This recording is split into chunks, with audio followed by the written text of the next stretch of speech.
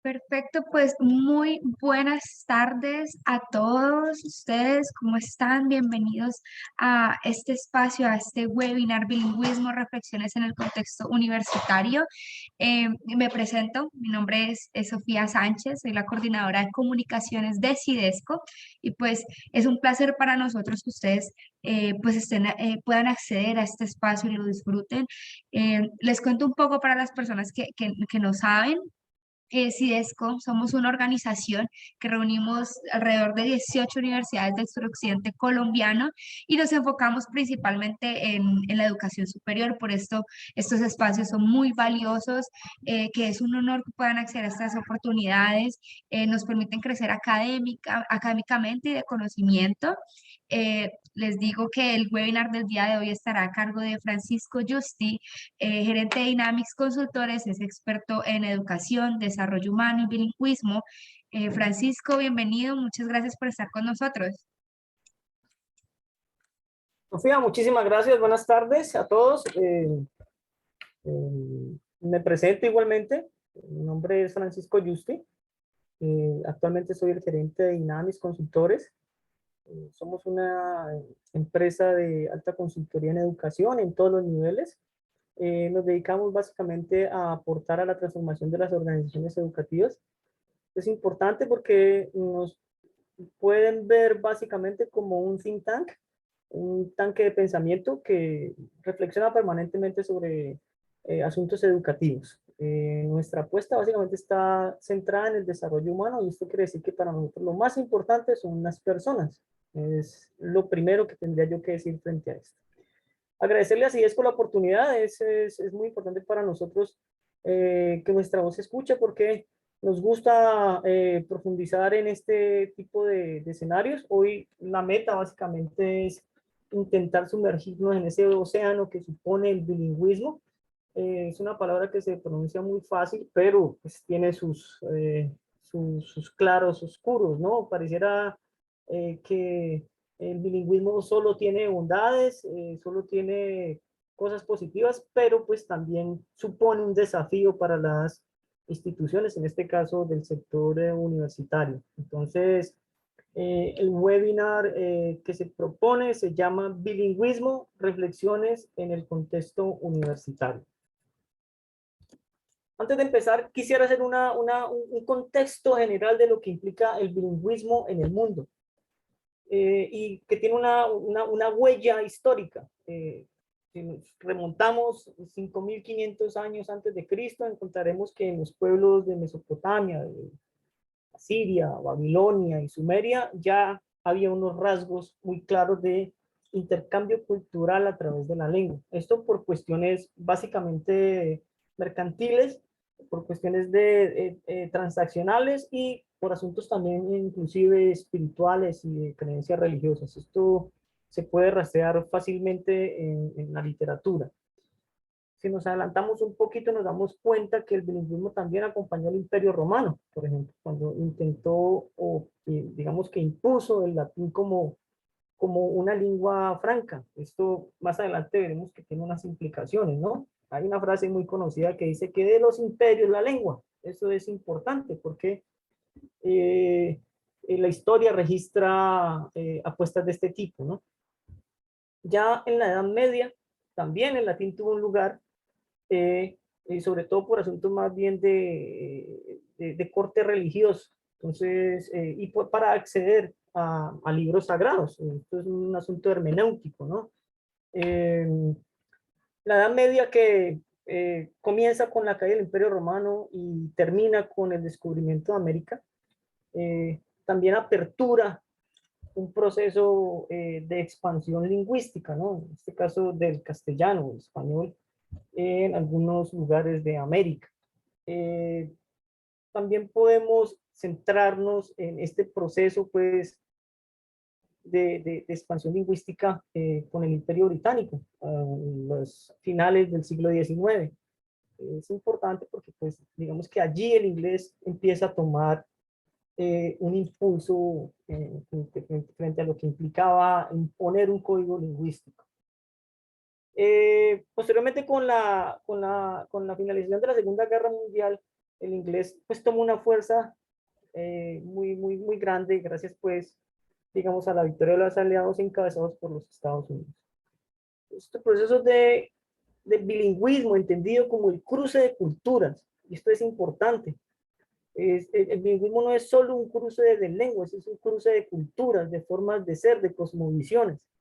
Y no necesariamente tiene que ver con el inglés, puede ser en otras latitudes. Por ejemplo, hablando del Imperio Británico, su presencia en las colonias africanas, en los países africanos, o el francés también, en sus colonias. Entonces, podemos identificar que hay lenguas colonizantes. La corona española, Napoleón con su imperio francés, los portugueses en las Antillas, los Estados Unidos, creo que eso es otro debate, con sus invasiones, el imperio británico también, como ya lo he dicho, en las colonias africanas. También podríamos mencionar a Bélgica, con Napoleón, con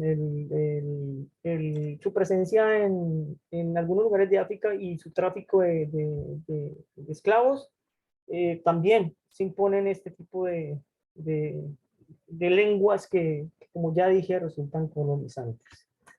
Pero lo que nos ocupa hoy es el contexto colombiano. Y el bilingüismo en Colombia también tiene una historia, tiene una huella histórica. Entonces, lo que vamos a proponer hoy es poder darle una mirada a este bilingüismo que nosotros conocemos como país y preguntarnos qué es lo que tenemos en nuestras universidades. Si tenemos un bilingüismo, si tenemos una enseñanza bilingüe o si simplemente tenemos una política de lengua extranjera. Yo los invito a reflexionar sobre esto, los invito a que pongamos en tensión este tema que si lo miramos en la literatura, pues al menos en Colombia hay muy poca literatura. En términos investigativos, tenemos muy poco realmente, y esto es un llamado a las universidades para que empecemos a investigar el tema, porque el siglo XXI tiene unas apuestas y también involucra, más que el cruce de dos o más lenguas, es el cruce de culturas. Ya lo analizaremos más adelante con los temas que vamos a desarrollar. Entonces, yo estoy acompañado de un miembro del staff de Inamis Consultores, la profesora Elena Robina, es ciudadana bielorrusa, llegó al país en los años 80, se quedó, es una profesional de las lenguas extranjeras, multilingüe, que conoce muy bien nuestra cultura, entonces ella va a leer punto por punto lo que necesitamos desarrollar para poder hacerlo bien. Bien, el primer punto. Bueno, empezamos. Durante la época de la colonia, siglo XV-XVI, se inicia el proceso de implementación del español como lengua de instrucción, dominio religioso, cultural y político. Se insistió en el latín y el griego como lenguas de acceso a la academia. Bueno, esto es digamos que un coletazo que dejó la Edad Media, y también un coletazo de la creación de la universidad. La universidad se crea en el siglo XII, y pues, muchos piensan que el primer ejercicio de universidad se dio en Bolonia, la Universidad de Bolonia en Italia. Todavía teníamos un rastro del latín y el griego como lenguas de instrucción. En Colombia, o lo que en ese momento era el territorio para conquistar o para colonizar, digámoslo en esos términos, la implementación del castellano fue una de las apuestas de la corona española para universalizar una apuesta religiosa, unos asuntos que tenían que ver con los intereses de la corona, y también pues para anexar, ¿no? Es un anexamiento, eso lo tenemos que tener claro. Siguiente, ¿no?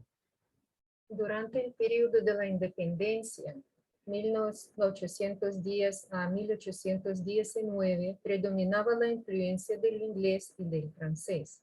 El latín perdía dominio en las instituciones escolares. Esto tiene que ver básicamente con la Revolución Francesa y la creación de los Estados Unidos, procesos que se fueron acelerando, y obviamente estas dos lenguas empiezan a ser, digamos, modelos, ¿no? Modelos a los que había que acceder por cuestiones ya lo he dicho, de instrucción, pero también de pensamiento, ¿no? En términos de lo que implica lo filosófico, lo ontológico, lo axiológico. Era importante también plegarse a esas lógicas que eran, digamos, globales, ¿no? Allá en esta etapa ya había unos rasgos, pues, de lo que se pretendía cuando queríamos borrar estas fronteras y, digamos, entender el mundo como una aldea global.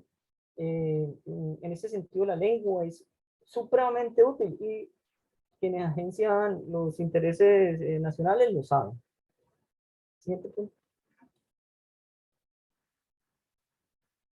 En 1934, con la creación de la Facultad de Educación de Tunja, se fortaleció la enseñanza profesional de las lenguas extranjeras. Se impulsó desde el currículo la enseñanza de las lenguas extranjeras en las instituciones educativas del país. Listo, y esto es importante porque ya la formación del profesorado en lengua extranjera era un asunto necesario. Mucha gente piensa que las motivaciones para asumir el inglés como lengua franca tiene que ver con asuntos estrictamente comerciales o de negocios, pero digamos que hay un amplio rango de reflexiones al respecto. Hay una palabra muy importante aquí, es currículum, y como ustedes saben, el currículo es un track, ¿no? Es como una pista en donde hay unos conocimientos y ese ya es otro debate, digamos, porque el currículo nuestro tiene una tradición estadounidense. Ellos ya habían hecho una reflexión en las dos últimas décadas del siglo XIX y a partir del siglo XX, la primera década, el currículo estaba básicamente enfocado a la mano de obra, al capital humano, como diría Thorndike. Y ese eficientismo plasmado en el currículo permeó nuestro sistema educativo. Más adelante lo miraremos, pero ahí hay unos referentes, porque pues el currículo ya considera que el inglés es una herramienta, como cualquier actividad de un imperio, es imponer una lengua y vincularlo a asuntos de la empresa, ingenieriles o de mercado. Eso es importante. A partir de la Constitución de 1886, se hizo énfasis en la alfabetización del español y la enseñanza de los idiomas extranjeros. Ok, ya hay un asunto político, digamos, y vinculado a la educación, y es que el asunto de la alfabetización. Y ese es otro debate que tenemos que dar, porque no porque un país esté al 100% alfabetizado quiere decir que tiene calidad educativa. Esas son dos cosas distintas. Y ya se consideró que a la par de la alfabetización en español tenía que considerarse una lengua extranjera como lengua de instrucción. Son dos procesos que fueron a la par. En las constituciones generalmente se intenta visualizar una idea de país. Lo veremos en esta constitución y en la del año 1991.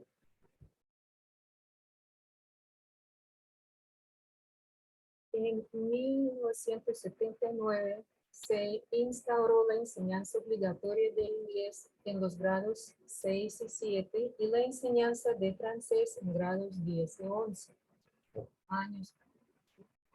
En estos años todavía teníamos la influencia fuerte del francés. Al menos si ustedes me permiten hablar en primera persona, yo experimenté la enseñanza del francés en los dos últimos años de educación media vocacional. En décimo y 11 enseñaban francés, o al menos nos intentaron enseñar francés. Y sexto y séptimo se encargaba el inglés, que no solamente pasó en Colombia, también pasó en México, porque México y Colombia y algunos otros países latinoamericanos empezamos a asumir una lógica del modelo estadounidense de educación, que todavía conservamos. En términos de universidad, nosotros tenemos un corte napoleónico, pero digamos que la importancia del inglés ya tenía esos visos, ¿no? Y el que se impusiera frente al francés en la globalidad era mero cuestión de implementar, era cuestión de tiempo, ¿no? Era inevitable pues que esto pasara. Años más tarde, gracias a la alianza entre el Consejo Británico y el Consejo Colombo-Americano, el MEN, se propuso el sílabus de inglés. Esta iniciativa fracasó debido al bajo dominio del idioma por parte de los docentes y a las escasas condiciones de las instituciones para su aplicación. Ya teníamos un ejercicio universitario para formación de docentes en lenguas extranjeras, pero el nivel del país durante estas fechas seguía siendo muy deficiente. Yo puedo decir plenamente que parte del éxito de cualquier apuesta bilingüe tiene que ver con la formación docente. No solamente en los asuntos lingüísticos, sino también en los asuntos pedagógicos, didácticos, en los asuntos que tienen que ver con la reflexión sobre su propia práctica. Y es que todavía aún sentimos que el docente o el profesional de la lengua extranjera se siente un empleado y no tanto un profesional. Esto lo diría Díaz Barriga, ¿no? Díaz Barriga dice que ese es el asunto, al menos de lo que él conoce, y es que el docente de lengua extranjera tendría que verse como un intelectual. Es que de hecho es un intelectual, porque está agenciando un conocimiento que requiere años de formación y muchos más años de práctica. Entonces, no hay una distancia entre su saber y otros saberes. No porque esté agenciando un asunto de lengua, tengo que creer que solamente voy a dedicarme a lo metodológico, ¿no? Tienen que haber unas reflexiones de orden pedagógico profundo y tomar ventaja de ciencias como la neurociencia, por ejemplo, que tiene mucho que ver con el aprendizaje humano y ya lo tocaremos más adelante también.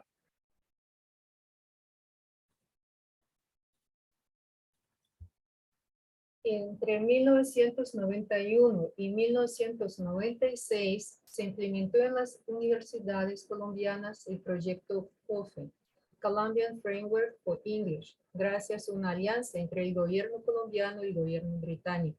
Este proyecto no tuvo continuidad debido a la falta de liderazgo de sus coordinadores, a la no cercanía de los docentes con la investigación y a las diferencias estructurales entre universidades. Este es un ejemplo clásico de cómo la investigación en asuntos de lengua extranjera o de idiomas o asuntos de la lingüística teórica y aplicada es deficiente en el contexto nuestro. Es realmente poco lo que se ha investigado. Y obviamente este tipo de apuestas pues no van a tener éxito en la medida en que no podemos pretender implementar una apuesta bilingüe si no hay un soporte teórico sólido. Y debe existirlo porque pues como ya lo dije, los docentes y las instituciones tienen que entender que esta competencia del siglo XXI tiene unos sustratos teóricos fuertes que se pueden arrastrar fácilmente. Entonces fracasa en la medida en que pues no hubo liderazgo y pues en asuntos investigativos pues no había cómo sistematizar la experiencia, y eso es importante, sistematizar. Solamente el profesor de inglés, sino todos los docentes tenemos que sistematizar lo que pasa en clase a manera de laboratorio. Entonces los laboratorios de inglés son importantes en la medida en que yo pueda experimentar y darme la posibilidad de descubrir algo nuevo, porque nosotros no tenemos esa tradición investigativa. Los alemanes vinieron en términos pedagógicos a nuestro país las dos últimas décadas del siglo XIX a intentar llevarnos a lo pedagógico gracias al auge de Pestalozzi y de algunos otros pedagogos.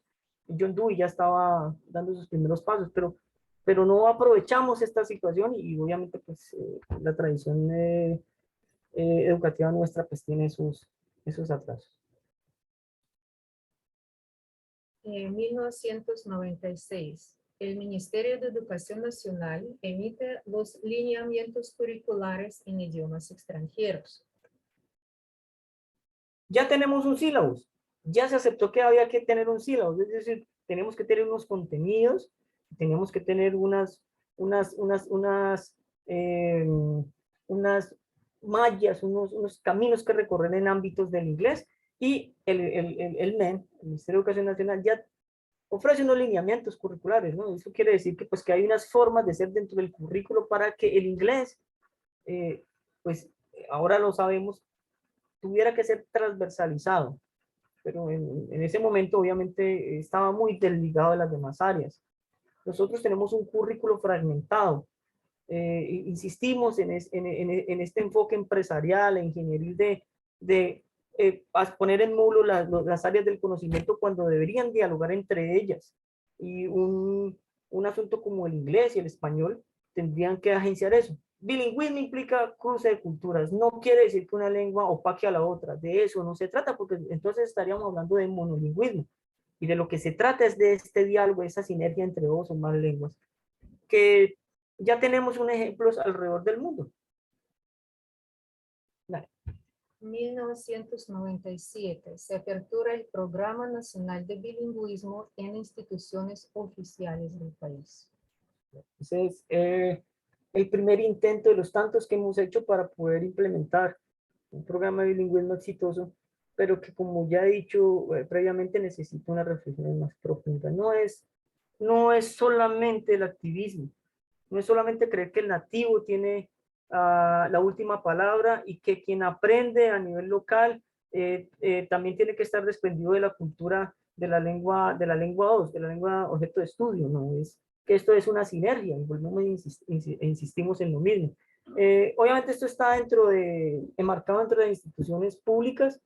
En Colombia la distancia que existe, la brecha que existe entre instituciones privadas y públicas es mucha, y hablamos de todo el sistema educativo, ¿no? El alineamiento que existe, desde transición hasta posgrados. O sea, digamos que debería haber o tendría que haber una secuencia, al menos teóricamente, pues lógica, ¿no? Yo tengo una experiencia educativa durante mis primeros años, lo llevo a la universidad o a la técnica, a la tecnológica, y a medida que va pasando mi ejercicio de formación, tendría que fortalecer esa competencia lingüística, pero no sucede porque no se están haciendo bien las cosas, y esa es toda la realidad. Estoy hablando de todo el sistema educativo del país, salvo algunos ejercicios muy particulares. En términos generales, las pruebas estandarizadas a nivel global no nos dejan caer muy bien. Estamos casi que de fracaso en fracaso en fracaso, y pues, a la fecha no vemos un cambio sustancial, y es lo que tenemos que reflexionar. En 2006-2016 se propone el desarrollo de competencias desde el currículo en lengua materna y por lo menos en una lengua extranjera. Listo. Esto ya, el término competencia empieza a jugar aquí muy fuertemente, porque el término competencia viene acompañado del proceso globalizador.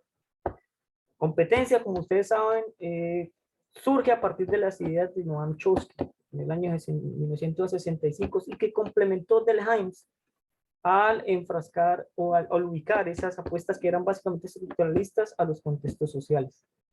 Entonces ya el término competencia, que definiéndolo muy llanamente, podríamos decir que es un saber que toma lugar en un contexto específico, aunque hay unas definiciones que son mucho más completas. Digamos que básicamente es saber hacer lo que sé, lo sé hacer, y lo ubico en una situación específica, en un contexto. Los contextos en ámbitos de lo lingüístico son muy importantes.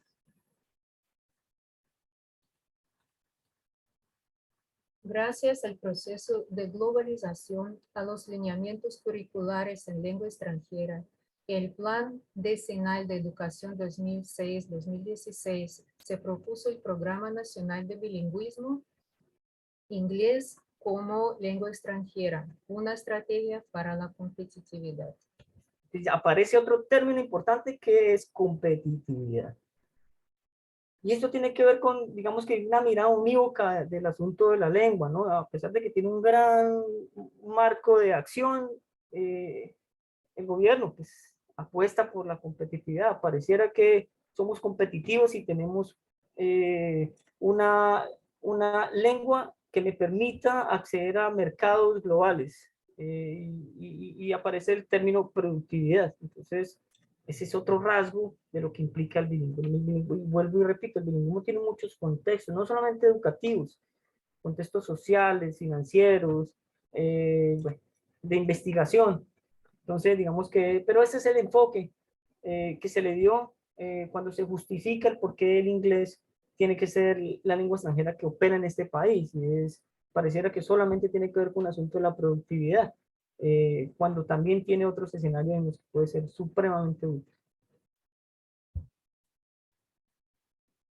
En 2003, perdón, 1982, desde 1982, el MEN lidera una política pública centrada en el enfoque comunicativo para generar competencias básicas en lengua extranjera. Okay. La palabra enfoque comunicativo la encontramos en muchos escenarios, y en el sector público es una palabra que ha hecho carrera. Pero cuando uno es juicioso y uno profundiza en las apuestas pedagógicas en el salón, enfoques hay muchos. Enfoque comunicativo es muy general. Eso lo que implica es que me voy a centrar en lo comunicativo. Y por eso se llama enfoque. Pero hay enfoques que también pueden poner a dialogar contenidos y lengua, que es el caso universitario. Tengo unos contenidos y tengo dos códigos lingüísticos, de hecho, que es el español y el inglés, y que en igual proporciones podrían agenciar ese tipo de contenidos. Esto no es fácil, esto es básicamente un desafío, porque a manera de dato le puedo decir que existe un ejemplo claro. El sistema universitario Ana M. Medina, en el año 2011, llevó el 50% de su malla curricular a Washington, D.C. Ya tenía 2 sedes en Florida, y lo que hizo fue 50% en español, 50% en inglés, para considerarse una universidad bilingüe. Esto no es sencillo, esto no es fácil, hay unos factores que contribuyen a esto, y sobre todo las apuestas disruptivas de muchos directivos o de la comunidad universitaria en general.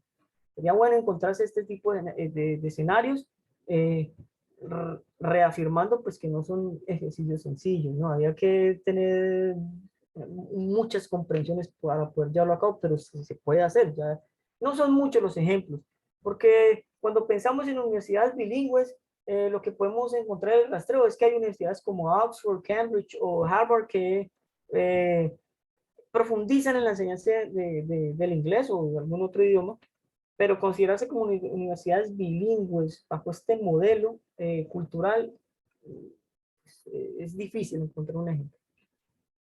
En 2013 apareció la ley 651, con la cual se modificó algunos artículos de la ley 115 de 1994 y se dicta la ley de bilingüismo y se aclara la ruta para la enseñanza de los idiomas extranjeros en el país.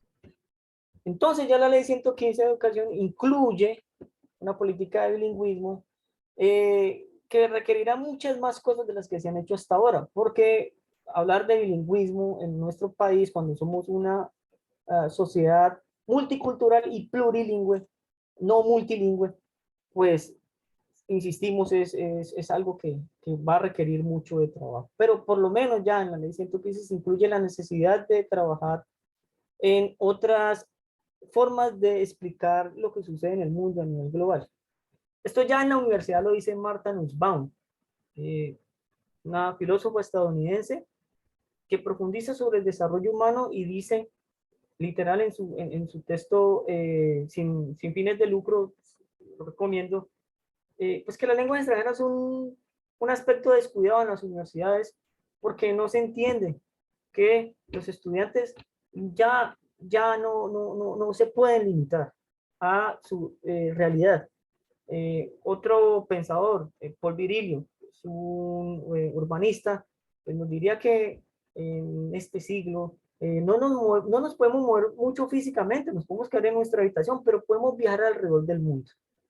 Entonces, esa movilidad ya es un hecho, ya es un hecho. Gracias al desarrollo de la tecnología, al boom tecnológico que alguien piensa, muchos piensan que es o la cuarta revolución.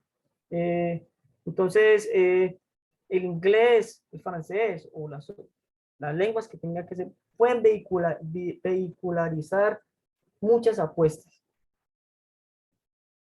2015, se lanza el Programa Nacional de Bilingüismo Colombia Very Well. Este programa está encaminado en fortalecer las competencias en el idioma inglés a lo largo de todo el sistema educativo y en la fuerza laboral. Ya hablamos de fuerza laboral, pues podríamos hablar de capital humano.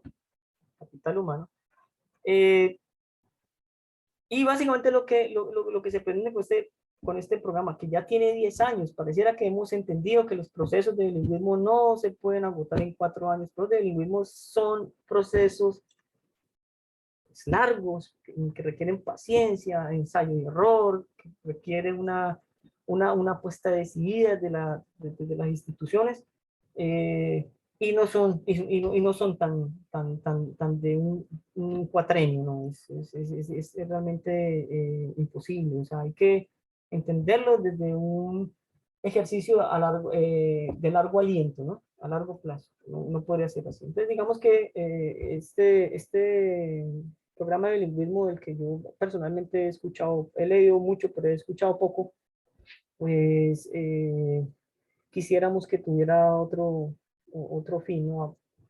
Ya llevamos varios programas de bilingüismo que pues, no hemos encontrado los resultados que queremos. Por ejemplo, y esto está en el informe de CIDESCO sobre lengua extranjera, lo pueden leer, el informe número 11. Según el English First, en su ranking EPI, English Proficiency Index, Colombia ocupa el puesto 86 de 102. Seguimos, ese informe es del 2021, es reciente. La métrica cambió, ¿no? Del índice, pero aún así seguimos pues en el fondo. Algo tenemos que hacer para que las universidades puedan realmente aportar en términos de competencias a nuestros estudiantes, ¿no?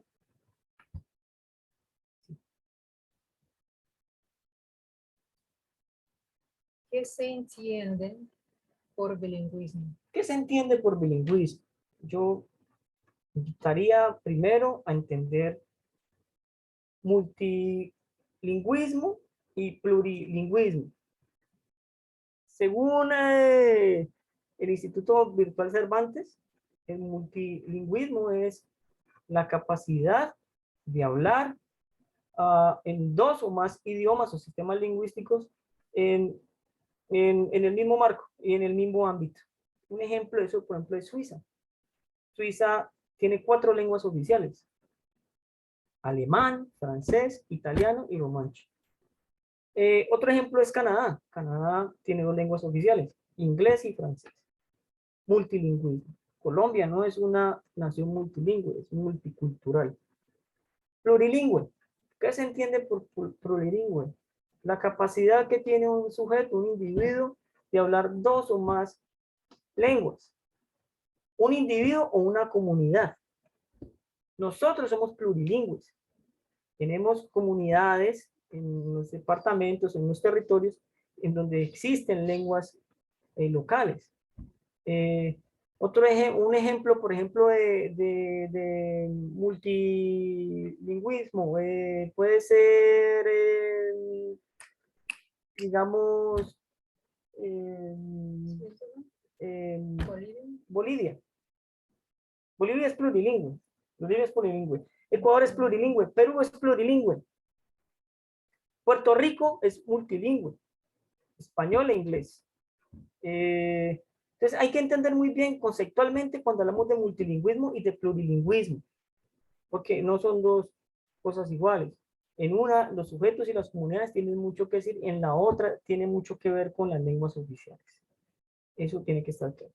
España está haciendo, sobre todo en la Comunidad Autónoma de Madrid, está haciendo un intento por implementar, no un bilingüismo, sino una enseñanza bilingüe. Y desde el 2006 está intentando implementar con altos y bajos, porque mientras la política pública educativa dice que es un éxito, también hay voces que invitan a no continuar con el bilingüismo por razones pues que podemos o no compartir. Por ejemplo, que en las pruebas PISA a España le va mal en ciencias naturales porque la enseñan en inglés.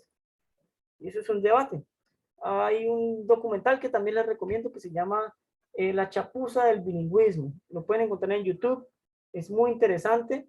El bilingüismo también tiene que contar con el sentir de los padres, no solamente con la política pública educativa, ni con los establecimientos, ni con los docentes, tiene que ver con los padres de familia. Ellos también pueden darle continuidad al proceso. Pero allí se apuesta por una enseñanza bilingüe. En primaria se llama educación bilingüe, en secundaria se llama institutos bilingües. En términos universitarios, pues tienen una enseñanza de lengua extranjera pues fuerte. Es claro que, por ejemplo, en una institución, cuando tenemos una institución monolingüe, damos 1000 horas de inglés, en una institución bilingüe se dan 3 veces más, 3000 horas. Y eso, en términos de inmersión, tiene mucho impacto, ¿no? Entonces, entender esta parte de lo que es multilingüe y plurilingüe es vital. Bilingüismo.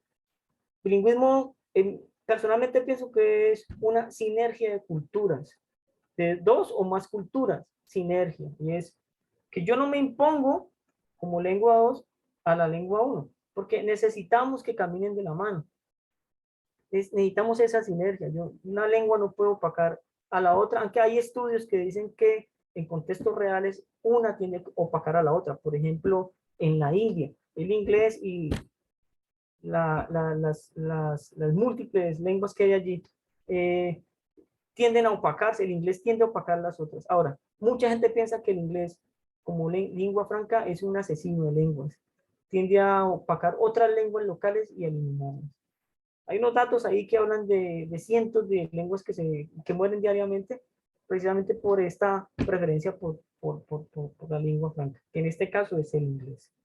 Eso también está para el debate, para que hagamos las tensiones necesarias. En definiciones. Tenemos para ajustarnos conceptualmente, tenemos unas definiciones. No las vamos a leer, se las vamos a mostrar brevemente para que ustedes las tengan claras. Estas son definiciones que básicamente tienen una particularidad, y es que, y eso lo podemos vivir todos los que estamos vinculados con la enseñanza de las lenguas, y es que en un periodo histórico el bilingüismo hacía referencia a la capacidad de parecerme en lo más posible para poder ser bilingüe, ser considerado bilingüe. En la línea del tiempo eso ha cambiado, porque actualmente lo que pensamos es que priman los asuntos comunicativos de orden psicológico y de orden cognitivo. Eso coincide con la aparición de las neurociencias en los años 90. Aunque a principios del siglo XX ya Ramón y Cajal, que era un neurólogo español, afirmaba que el cerebro nuestro no era precisamente plástico. O sea, si tú tenías un periodo de aprendizaje, pues ya estaba todo dicho. En los años 90 la neurociencia replanteó esto y descubrimos que nuestro cerebro es plástico, es decir, tiene la capacidad de aprender hasta una edad muy avanzada. Y ahí viene también el debate de que nuestros estudiantes universitarios en su madurez, pues estarían, si no son bilingües, estarían utilizando solo una parte de su cerebro, un hemisferio, mientras que los que ya tienen una tradición desde el colegio bilingüe estarían utilizando su cerebro completo. Es como la totalidad de su cerebro. Por eso hay un comercial de una marca reconocida de enseñanza de inglés que dice que aprender inglés pues te ayuda a ser más listo, pero en realidad no es el inglés, es cualquier lengua que aprendas, ese ejercicio de aprenderlo, de practicarlo, de adquirirlo, porque aprender y adquirir son dos cosas distintas. Aprendemos inglés en centros de formación, en educación formal, pero lo adquirimos en la medida en que esto tenga que ver con nuestra vida, como cuando adquirimos el español. Esto tiene que ver también con las teorías lingüísticas y sobre el aprendizaje humano y el aprendizaje de las lenguas extranjeras, o de la lengua en general, porque la lengua no es otra cosa sino la expresión social del lenguaje. Esto lo soporta Sir, por ejemplo, Cosseriu, inclusive Chomsky también lo puede asegurar, Richards, Kumara, y bueno, hay otros referentes que también aperturan esta idea.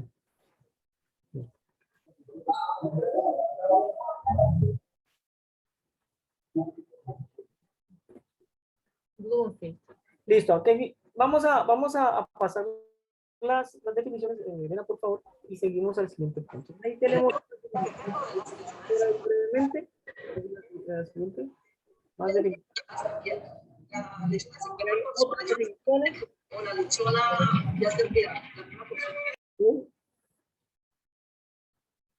Sí, no. Más definiciones. Factores que promueven el bilingüismo. Lo que queremos mostrar con las definiciones es que de definiciones sobre bilingüismo hay una infinidad de ellas. Se ha dicho mucho sobre el bilingüismo en ámbitos académicos e investigativos, pero no en nuestro contexto. En nuestro contexto todavía estamos en etapas primarias, todavía es muy incipiente lo que se ha investigado, pero lo que el mundo académico a nivel global nos ha ofrecido es muy útil. La invitación a los licenciados, los futuros licenciados en lenguas extranjeras es que no crean que solo se trata de enseñar un idioma. No, se trata de lidiar también con asuntos pedagógicos, lúdicos, didácticos e incluso filosóficos.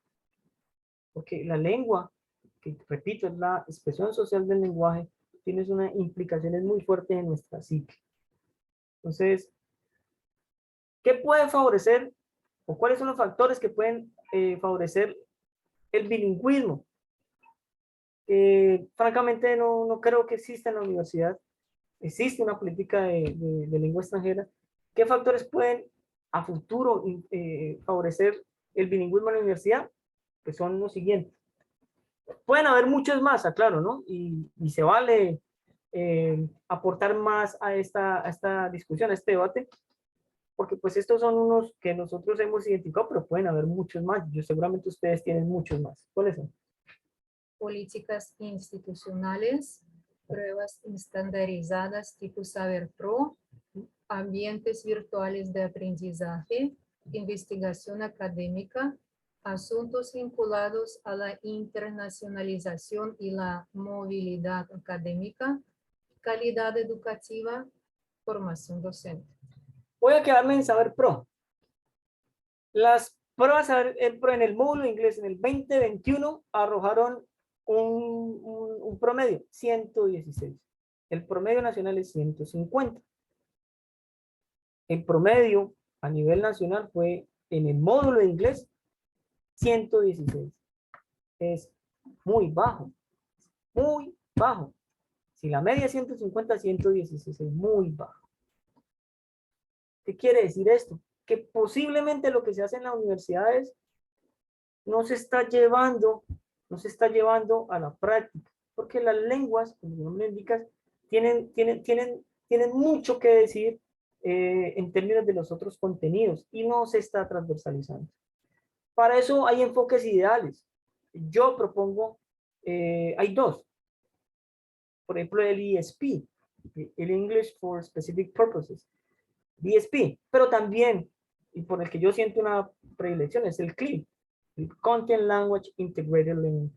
CLIL, que surge del debate europeo en el año 2001 sobre la movilidad de las personas en Europa, de la Comunidad Europea. Se propone, y eso también incluye movilidad académica, ¿no?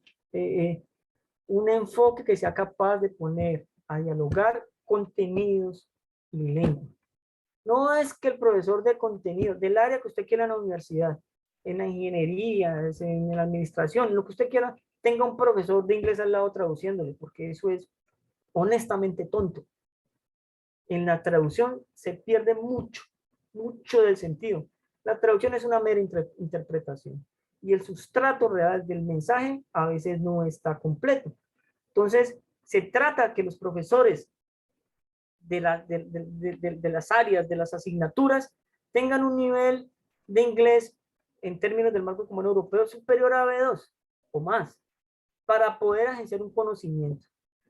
Lo que pasa en España es que existe el debate de si yo pues, tengo dificultades para aprender matemáticas en español, pues las va a tener el triple en inglés. Eso es lo que se dice.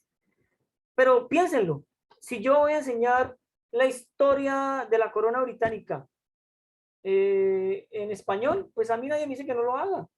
No tengo que hacerlo necesariamente en español, en inglés. Es lo mismo. Si yo voy a enseñar un contenido, no porque tenga que ver con nuestras raíces culturales, no lo puedo agenciar en otra lengua. De hecho, es un ejercicio muy bonito. Entonces, nosotros como empresa, si me permiten decirlo, los ítems que construimos para pruebas estandarizadas generalmente tienen una mirada de lo local a lo global, tiene una mirada local. Y eso es importante porque uno parte, el punto de inicio para poder enseñar una lengua es el interés del estudiante. El insumo principal es la motivación y el interés del estudiante. Eso es importante, porque si a mí me hablan del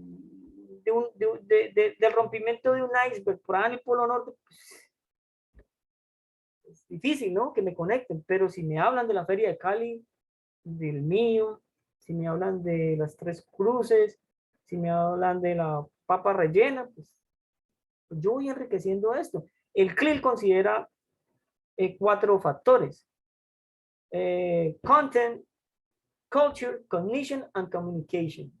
Se les conoce como las 4C y es ideal para poder hacer un ejercicio muy bonito en la universidad. Solamente que hay que hacerlo decididamente y eso requiere que el profesor, en el caso del profesor de inglés, no se vea solo como profesor de inglés, que sea como un profesional y un intelectual, y que los profesores de contenido entiendan que tienen que también promocionar la lengua en este caso extranjera.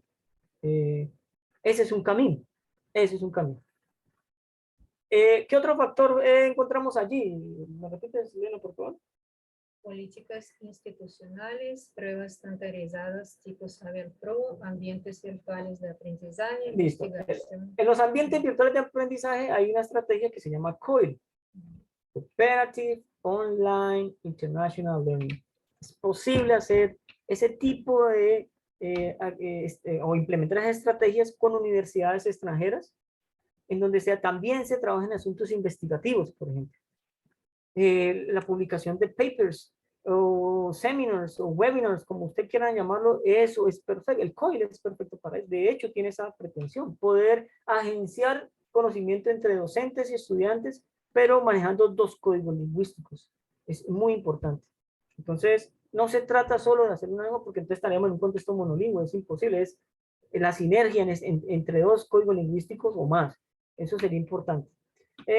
También hay una parte importante que es la calidad educativa. La calidad entendida como el atributo propio de la educación. Lo que permite establecer en la psique de los estudiantes los valores, las ideas, las creencias de nuestros estudiantes es la cultura, la educación, perdón. Eso es cultura. Cultura es el cultivo de la posibilidad de cuidar eso que hemos aprendido en sociedad. La educación agencia eso y permite que eso se fije en nuestros estudiantes. Por eso la cultura es vital para cualquier apuesta educativa. Es vital. Y más en asuntos lingüísticos o de lenguas, que es lo que estamos tratando aquí. Entonces, la calidad educativa habla del atributo propio de lo que es la educación. Sobre la calidad educativa también hay muchos debates, muchísimos. Tiene unas implicaciones muy fuertes en ámbitos de lo administrativo, pero también podemos hablar de calidad cuando involucramos los intereses de nuestros estudiantes, no solamente lo que tiene que ver con la transferencia de un saber. Ese es un cuerpo que se sienta en una silla y es multidimensional, tiene muchas dimensiones y eso es muy importante. Entonces, no, don't take for granted your students, yo lo podría decir así. Entonces, no lo tomamos a la ligera, no es solamente un estudiante, una persona que se sienta a recibir un saber, no, tiene otras dimensiones. Y ese es el problema que yo veo personalmente con las pruebas estandarizadas, que las pruebas estandarizadas puede que lancen una traza cognitiva, pero realmente también miden un momento cognitivo. Si yo tengo mi prueba de saber pro a las 7 de la mañana y el día anterior estuve enfermo, tuve un problema en mi casa, o sencillamente físicamente no me siento bien, o la razón que sea, la prueba no considera eso, es mera y exclusivamente cognitiva, mide la supuesta asimilación de unos contenidos. Estas pruebas estandarizadas también tienen su origen en apuestas empresariales y de capital humano. Entonces, de la que uno de sus representantes es Charles Taylor, con su administración científica. Charles Taylor se dedicó en el ámbito de la empresa a estudiar científicamente cómo funcionaba el empleado, el capital humano. Y había que entrenarlo, había que mecanizar sus movimientos, había que instruirlo en ese sentido. Lo que tendría que arrojar sería mayor productividad. A veces siento que la educación nuestra opera de la misma forma, de que hay que darle al estudiante una información para que él responda a unas pruebas estandarizadas para considerar que se está haciendo exitosamente lo educativo. Entonces, John Dewey tiene una palabra que me parece que es muy fuerte, pero bueno, es la utilizada, que era desperdicio educativo. Y es todo lo que se le enseñó a un estudiante y que no aprovechó o que no utilizó, él lo considera un desperdicio educativo. Entonces, imagínense una máquina de hacer pañales. Una máquina de pañales en su parte trasera necesita unos insumos, pasa por un proceso de fabricación y al final tiene un producto finalizado. Si ese producto no tiene las características propias que hacen que ese producto sea excelente, es decir, si no tiene calidad, se considera un desperdicio. Y eso pienso a veces que pasa con la educación. Ese estudiante se considera un desperdicio y tiene que volver otra vez a pasar por el mismo proceso. Entonces, no olvidemos que estamos lidiando con seres humanos. Eso es muy importante y es una de las apuestas de Martha Nussbaum. Formamos al ser humano en capacidades humanas. El humano que viene dotado con ellas, hay que potencializarlas. Una de esas capacidades es la posibilidad de asumir, de aprender otra lengua. Eso es. Otro aspecto que está ahí vinculado es la investigación. La investigación es ideal para poder incrementar las capacidades de los estudiantes en ámbitos de lo lingüístico. Para quienes hemos escrito en términos investigativos en inglés, yo les podría decir que es un ejercicio muy bonito porque es complejo, porque requiere mucho de trabajo intelectual y porque eso te puede ubicar en otra esfera. Espero que las universidades estén considerando que sus docentes más brillantes o los que están en centros de investigación puedan acceder de manera autónoma a investigar en inglés. Sé que la investigación requiere ciertas habilidades como leer o escribir, pero sabemos que la lengua tiene unas habilidades y necesita operarse en un contexto. Eso sería como lo ideal, ¿no? Otro aspecto es la formación docente, que es vital, la formación docente. Yo insisto, no solamente en los asuntos lingüísticos, en asuntos pedagógicos, didácticos, lúdicos, en asuntos incluso de perspectivas de vida, ¿no? Tiene que ser así. O sea, poder que el docente entienda que su trabajo es ser capaz de hacer enseñable el objeto de estudio de muchas disciplinas o la que le corresponda. Y eso requiere cierta experticia que está claro, pero también sería muy chévere que fuera capaz de hacerlo en un código lingüístico diferente al suyo y que pudiera también igualmente ser sinérgico entre este diálogo de culturas. Es muy, muy importante, me parece. Bien. Next slide.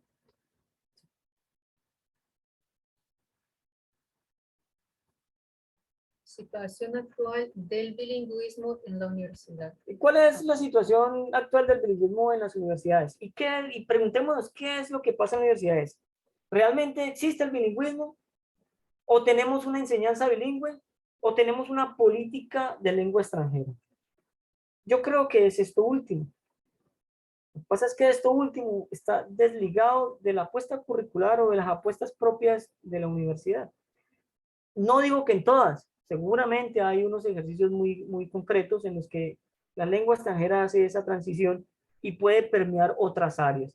La invitación es básicamente, y eso es una propuesta que yo siento que hay que hacer, y es hablando de los índices de proficiencia, sería muy chévere, por ejemplo, que las universidades, las 18 universidades en conjunto, generaran un índice de proficiencia propio para la región, que no tuviéramos que recurrir al IEF, porque el informe 11 de CIESCO dice pues que es muy difícil buscar información en términos de índices para que la investigación sea seria.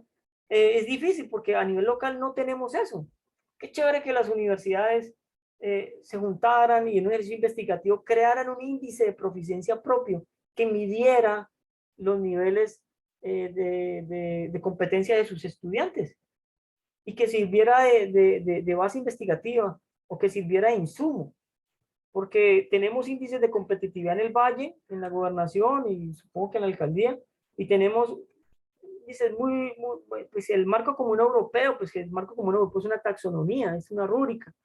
El índice de IEF, pues que no es una empresa local o una compañía local. Qué bueno sería que las universidades pudieran desde un ejercicio investigativo crear un índice de proficiencia en lenguas propio. Eso sería bueno. Yo pongo la propuesta en consideración y yo estoy dispuesto a hablar al respecto en otro escenario, obviamente, pero sería ideal y eso facilitaría de primera mano muchísima información y obviamente este tipo de cosas lo que permiten es hacer correctivos o la toma de decisiones, ¿no? La toma de decisiones. Por eso las políticas institucionales son muy importantes también cuando se decide transitar a esto. Quienes enseñan lenguas en edades tempranas, sé que tienen que considerar asuntos que vayan más allá de lo lingüístico. Ahí tienen una responsabilidad porque hay unas teorías del aprendizaje del lenguaje humano, unas teorías del lenguaje, de la lengua, del aprendizaje de la lengua y de la adquisición de la lengua. Entonces, eso tiene que ser sinérgico. Y también hay unas teorías desde lo neurológico y desde lo pedagógico. Y todo eso tiene que ser sinérgico, tiene que combinarse para poder que el profesional de la lengua sea, en su saber, sea una persona que pueda realmente transmitir o agenciar un conocimiento serio y sólido. ¿Qué otra parte tenemos allí? Perspectivas de bilingüismo en el contexto universitario. Perspectivas. ¿Qué podemos vislumbrar? Lo primero que yo diría es que se necesita profundizar en la investigación en asuntos de bilingüismo y en general de la adquisición y el aprendizaje de las lenguas. Eso es necesario porque la literatura en Colombia es muy poca. Yo le podría citar a ustedes 12 bases de datos en donde realmente a mí poco. ProQuest, Huesco, ESCO, Dialnet, Redipe, Redialic, Cielo, y realmente es muy poco lo que hay. Entonces, poder hacer que la investigación en esta área pues se profundice. A nivel global hay mucha información, pero no sé qué tanto el profesor de lengua extranjera escriba en términos investigativos. No lo sé. Yo realmente he encontrado en el contexto colombiano 2 o 3 referentes y las investigaciones circulan alrededor de ese grupo pequeño de personas. Hay una profesora de la Universidad Tolima que tiene un texto muy interesante sobre la globalización. El bilingüismo no siempre ha tenido éxito, ha tenido fracasos. Por ejemplo, el texto de Dendrinos, de lenguaje y poder y colonización lingüística, que es otro tema también muy amplio, pero en Estados Unidos el bilingüismo fracasó. El referéndum de Massachusetts impidió, casi que criminalizó la enseñanza del español fuera de las aulas escolares. No se pudo, realmente no se pudo. No siempre ha tenido éxito, ha tenido esos fracasos. Y esto básicamente se debe a que los inmigrantes necesitaban su lengua materna para poder aprender una lengua que en ese caso sería vehicular, que era el inglés, para poder adaptarse a la cultura y a la sociedad estadounidense, pero no fue posible. O sea, había que hablar inglés, sí o sí. Nosotros tenemos otra lógica. Nosotros, cuando viene un extranjero, al menos lo hablo desde mi caso personal, que he tenido compañeros extranjeros, insisten en hablar en su lengua materna, pero pues yo podría fácilmente decirle, tú estás en suelo colombiano, pues por favor háblame en español. Pero sé que también tiene que haber cierta sinergia entre la lengua 1, la lengua 2 y las lenguas que sean. Entonces, no todo ha sido bonito con el bilingüismo. Tiene unos fracasos. En España hay mucha reticencia frente al inglés. La queja es porque yo tengo que aprender mi tradición o porque tengo que aprender sobre la corona española en inglés y yo lo puedo hacer en español. Esas son apuestas muy personales y pues por eso están estos debates y estos escenarios. ¿Sí?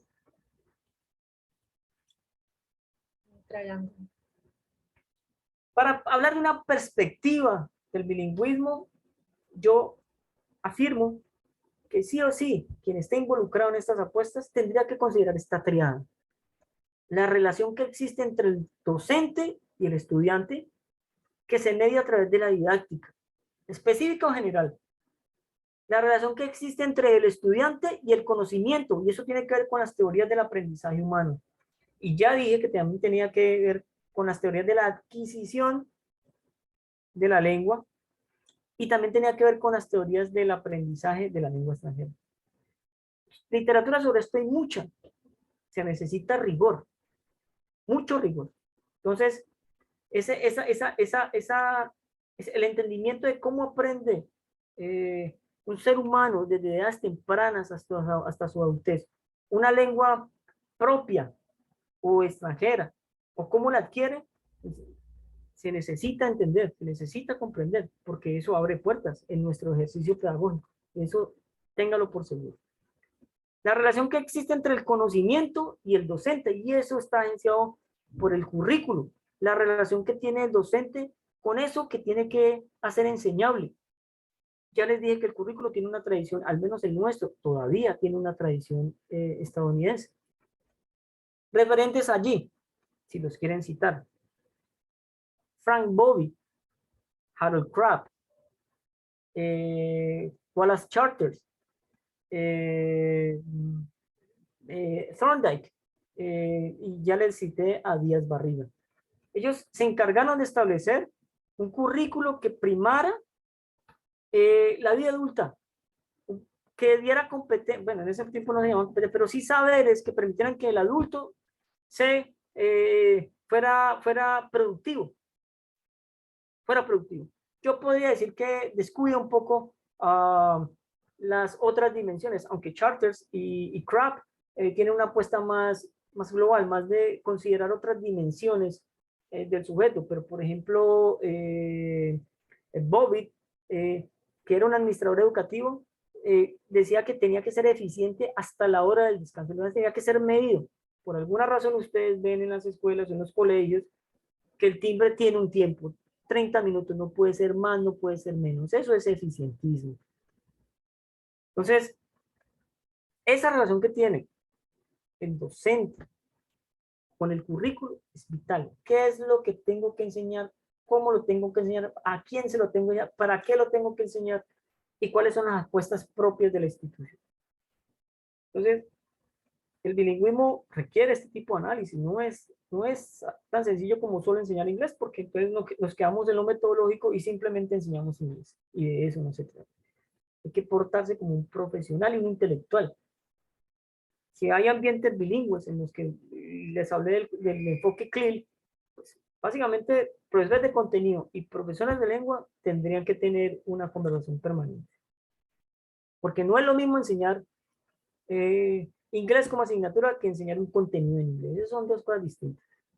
Cosas completamente diferentes. Yo no puedo decirle a un profesor de inglés que enseñe biología, porque todo el saber que ha adquirido el profesional de la biología, pues no tiene certeza, no, pareciera que no es seguro.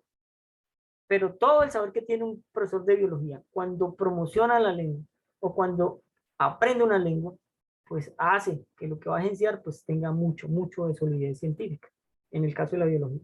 ¿Listo? Entonces, esta relación entre docente, estudiante, conocimiento, docente, está enmarcado dentro de la cultura. Y la cultura, como ya les dije, es el cultivo de todo eso que ocurre en una sociedad. Y cultivo viene de culto, que significa dejar que crezca, dejar que prospere. Eso es importante. Como estamos hablando de asuntos lingüísticos, pues la cultura tiene mucho que decir. No hay posibilidad de que desarrolle una lengua en sociedad si la cultura no se tiene en cuenta. Hay que tenerse en cuenta. Y casi siempre en el rastreo histórico que hemos hecho, lo que se busca es imponer cultura. Básicamente es cultura. Entonces, cuando hablamos de bilingüismo, pues las dos culturas tienen que considerarse y respetarse de la misma manera. No se puede despreciar una por otra. Entonces, hace unos días alguien me contaba, estoy pues, sorprendido, ¿no? De por qué, y ustedes lo pueden ver en el documental de la chapuza, es por qué Halloween ahora es tan importante, o sea, por qué tengo que vivir esto de manera tan propia, ¿no? Eso tiene que ver con la cultura. Entonces, tan importante como la pizza es la bandeja paisa. Tan importante como un hot dog es una arepa con todo. Eh, Tan importante como el puente de San Francisco es el puente Guanchito. Tan importante como el Big Ben es la Torre Colpatria. O sea, no tiene por qué una cosa superponerse a otra. ¿Listo? Si me plego de Freire, de Boaventura de Sousa y de Estanislao Zuleta, eso es casi un grito de libertad. Bueno, sigamos. ¿Sí? Perspectivas. Ajá. El bilingüismo exige la reflexión sobre las interpretaciones comunicativas entre naciones, regiones y continentes. Eso es muy importante y les voy a dar un dato. El mundo tiene 197 naciones, de las cuales 57 pertenecen al mundo musulmán. De esas 57, 22 pertenecen al mundo árabe. En ese mundo tan particular existe un intercambio gentil de culturas y de lenguas. Y eso tiene que entenderse. Tiene que entenderse. Se ha de considerar el mundo de la otra lengua. Y otra cosa que les quiero decir es que el debate sobre el bilingüismo en Colombia empezó en la universidad en los años 90. Las primeras investigaciones se dieron en la universidad. ¿Cómo? Si esto empezó en la universidad, no puede darse debates más amplios frente al bilingüismo. Entonces, hay una responsabilidad. Ahorita miraremos las funciones sustantivas de la universidad para poder entender un poquito cuál es la responsabilidad que tiene la universidad frente a que el estudiante pueda tener movilidad académica y pueda involucrarse en asuntos de internacionalización. Ese dato que les doy sobre el mundo musulmán y el mundo árabe es muy claro, solamente que nosotros desde Occidente solo tenemos ojos para lo nuestro y desconocemos todo ese bagaje cultural que tiene el mundo musulmán, el mundo árabe, que está lleno de prejuicios y que hay que entrar para conocerlos. Y si ustedes pues, no lo saben, yo se los digo, el mundo musulmán es un mundo muy de la interpretación, tiene múltiples interpretaciones, pero bueno, digamos que eso es otro debate. Para definir bilingüismo, se debe de tener en cuenta las perspectivas lingüísticas, los aspectos psicológicos, sociales y culturales. Y esto es para las universidades que tienen licenciaturas en lenguas extranjeras. Y es que no solamente se trata de un asunto estructural, lingüístico. No, digamos que en ese sentido del Helms le dio una mordidita a Chomsky cuando le dijo que todo lo que usted dice puede ser muy cierto, pero si eso no está en un contexto social no pasa nada. Entonces, los estudiantes de las licenciaturas en las universidades tienen que tener una mirada mucho más amplia. No mirar el árbol, sino mirar el bosque. La lengua es una cosa muy compleja que involucra asuntos psicológicos, cognitivos, culturales, económicos, de múltiples tipos. Entonces, eso hay que considerarlo. Para eso los profesores, supongo yo, los docentes también tienen que tener en cuenta estos aspectos y formarse permanentemente, porque la formación docente nunca termina, nunca.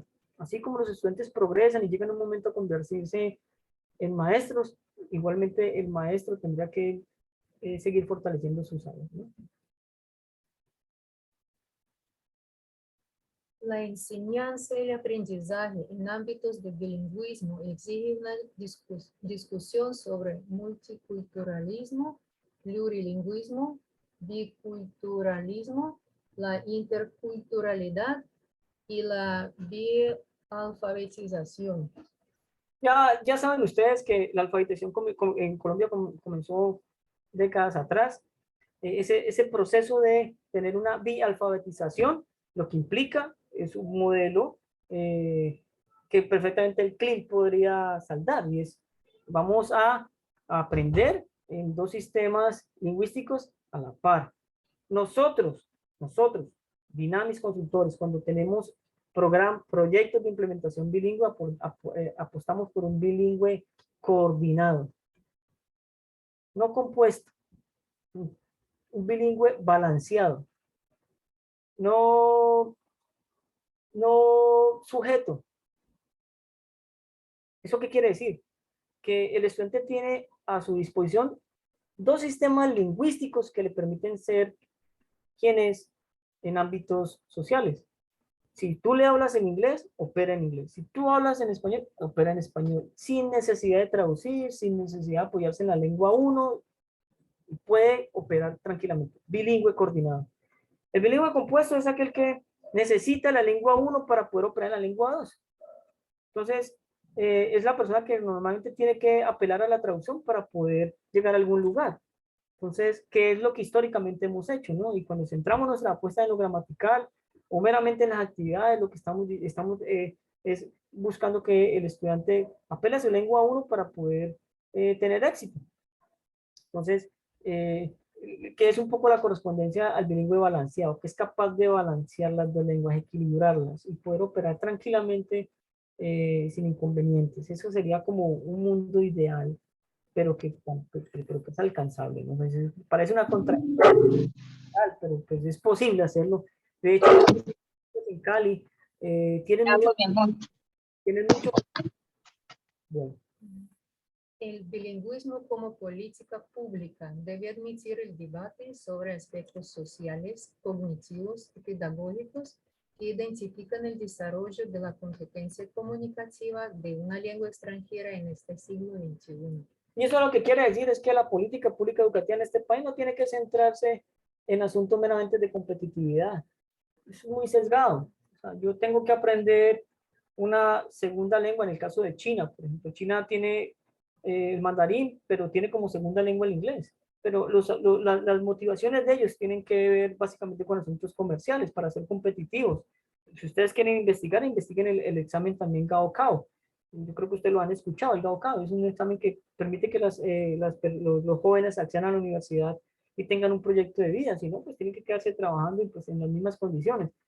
Pero el bilingüismo tiene también que ampliar ese debate para poder entenderlo como una forma de ver mundos distintos, ideas distintas, como diría Husserl, el mundo de la vida, y no solamente el nuestro, sino el de otros lugares, otras formas de entenderlo, y no quedarse meramente en lo instrumental, que es que yo tengo que ser competitivo y entonces tengo que, si tengo que ir al exterior, pues entonces si yo sé inglés, pues me da que más fácil puedo conseguir un trabajo, o incluso aquí en Colombia, si yo soy bilingüe, pues tengo muchas más posibilidades de conseguir un empleo. Pero no solo se trata de eso, es acceder a un océano de información, un océano de conocimiento, porque no es lo mismo leer Harry Potter en español que en inglés, eso no es lo mismo, o ver una película en inglés que en español, como por ejemplo ver de Goodfellas, el Padrino, o Gran Torino, de Clint Eastwood en inglés, no es lo mismo que en español. Entonces, eso es importante, ¿no? Quitar de la mirada que esto tiene que ajustarse solamente un asunto de la productividad. Bilingüismo va más allá de formar individuos que responden social y económicamente a un mundo globalizado. Se trata, pues, de formar ciudadanos responsables y culturalmente aptos para vivir en democracia. Claro, y esto es una apuesta de Martha Nussbaum. Martha Nussbaum llama la atención sobre las humanidades. Podemos decir que el bilingüismo está enclavado entre las ciencias sociales y las humanidades, y necesitamos que esa persona que aprende una lengua pues sea un demócrata, que sea un defensor de las libertades humanas, que sea una persona que culturalmente aporte y no reste, que sea una persona que sea capaz de ajustarse a los proyectos nacionales y de su granito de arena. No sirve mucho que una persona aprenda una segunda lengua para su propio bienestar y en sociedad no opere. Entonces, esto es una mirada más amplia, que va más allá de del mero crecimiento económico o de una habilidad que me sirve para generar ingresos. Y vuelvo a hacerle llamado a la universidad para que la universidad entienda esto y pues dé los primeros pasos frente a esto. Ojalá podamos asumir estas posturas que ya Marta nos las ha expuesto en algunas universidades bueno, a lo largo de Estados Unidos, pero principalmente en Washington, y porque es que ahí es donde se toman las decisiones. El bilingüismo no se puede estancar en la estandarización, la instrumentalización y la marketización. Colombia adoptó el marco común europeo de referencias para las lenguas como medida, como criterio para evaluar a sus estudiantes a nivel nacional. Pero eso tampoco puede ser, no puede permitir la segregación. Es decir, que yo, al menos personalmente he visto que si fulanito de tal tiene B1, pues fulanito de tal que tiene B1, pues digamos que es menos digno que uno que tiene B2. Y eso no pasa por allí. Y si ustedes me permiten hablar en primera persona, yo no le tengo mucho afecto a las pruebas estandarizadas de nivel. Porque y yo soy una persona que entiendo que también la estandarización, que es un rasgo de lo que, de la globalización y de la herencia de esa mirada administrativa, ingenieril de la educación que tiene nuestro sistema educativo, solo muestra unas cosas, ¿no? Y opera lo mismo para cualquier prueba estandarizada. Textos infinitos, trampas lingüísticas, y que no consideran otra cosa. Esa es la posición de Francisco Yuste, no es la posición de Dynamics Consultores, es la mía personal, yo, Francisco Yuste. He tenido que presentar muchas pruebas estandarizadas. Cuando he estado muy bien, pero francamente no podemos definir la experticia pedagógica de un docente o su carácter de humanidad o su generosidad o esos tipos de atributos que están anclados dentro de la naturaleza humana por una prueba estandarizada. Yo prefiero, mi opinión personal, prefiero un profesor que tenga un nivel B2 más y que pedagógicamente tenga muchas fortalezas, didácticamente muchas fortalezas, a un profesor que tenga C1 y no se lo aguante nadie. No se lo aguante absolutamente nadie. Que pues desafortunadamente lo hemos padecido. Entonces, porque el nivel se puede mejorar, se puede practicar, se pueden adquirir esa habilidad, si no pasa nada. Ese saber pedagógico, todo ese conocimiento que se tiene desde lo lúdico, lo didáctico, lo epistemológico, está allí. Entonces, no podemos reducir la cuestión del bilingüismo a la estandarización, que es algo que se propuso en los programas decenales de educación o en estas reformas en términos de ley que hacen que si yo creo que ya lo expliqué, si yo estoy impartiendo estos saberes, yo necesito verificar si están realmente en la cabeza de la persona. Eso como se hace a través de una prueba psicométrica, como Saber Pro, por ejemplo, que tiene las teorías de respuesta al ítem heredadas pues de un ejercicio que se hizo a principios del siglo XX en Francia para detectar quién tenía problemas de aprendizaje. Básicamente no fueron para determinar el coeficiente de inteligencia, ¿no? El intelligent quotient. Para mí es importante, así como es importante el intelligent quotient, para mí también es importante el emotional quotient, el EQ, el coeficiente emocional. Es muy importante, sobre todo en este tipo de ejercicios. Entonces, no reducirlo estrictamente a asuntos de estandarización, porque su propia palabra lo dice, ¿no? Vamos a medirlos a todos por igual. Y resulta que las teorías del aprendizaje humano, pero son tan importantes, nos dicen que los aprendizajes son individuales. Y George Gadamer diría que aprende aquel quien quiera aprender. Aquel que quiera aprender, aprende. Hay que, como profesionales de la educación, tenemos que saber donde el botón que oprimir, y ahí podemos detonar muchas cosas, pero eso ya es la habilidad pedagógica, entonces por eso digo que eso es muy importante. Puedo tener un nivel C2, pero si mi estrategia pedagógica, mi saber didáctico o mi lúdica no me da, no voy a tener problemas. Bilingüismo en la universidad, funciones sustantivas. Estas son las funciones sustantivas de la universidad. Tenemos docencia, investigación y responsabilidad social. Docencia, Ajá. investigación, proyección Y social. proyección social. El bilingüismo en la universidad, soñémoslo por lo menos, o visualicémoslo, tendrá que involucrar estas funciones sustantivas en ámbitos de la docencia, en los métodos, enfoques, metodologías. Ya mencioné el ISP, el CLIL, pero he visto universidades donde han utilizado el ABP, todo lo que es aprendizaje basado en tareas, en proyectos y en problemas. Y también otras apuestas, ¿no? El e-learning, el B-learning, bueno. Pero también eso tiene que estar allí. Docencia. En la docencia, si lo que queremos es que un docente de contenidos imparta su contenido en inglés, pues tiene que hacer un ejercicio riguroso desde su propio saber y desde